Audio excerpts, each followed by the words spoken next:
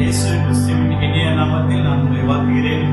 We சாம்ராஜின் Shalom இசைக்குழுவின் சார்பாக உங்கள் இல்லங்களில் உங்களுடைய திருச்சபை பொது நிகழ்ச்சிகளில் இசை வழி நற்செய்தி என்ற பணியை நாங்கள் ஆரம்பிக்கிறோம்.